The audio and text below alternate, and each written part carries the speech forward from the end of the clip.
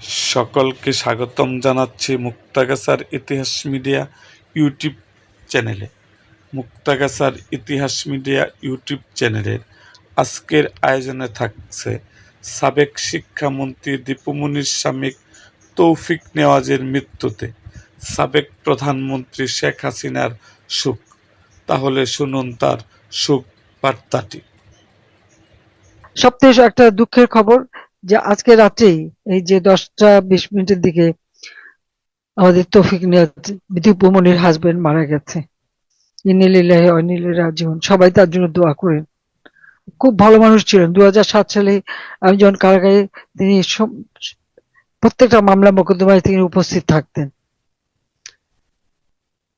সমুদ্র বিষয়ে তার লেখা বই এবং আইন সম্পর্কে তার অনেক জ্ঞান ছিল। আমরা যে সমুদ্র সীমা অর্জন করেছি, এখানে দীপু মনি এবং তার হাজবেন্ড তাদের যথেষ্ট অবদান রয়েছে। মেয়েটা জেল এখন কারাগারে, খবরটাও পাইনি এখনো, কারণ সে এখন লকআপে। একটা ছেলের মধ্যে একা তাকে ফেলে রেখেছে মুন্সিগঞ্জ জেলে। সবাই একটু দোয়া করবেন।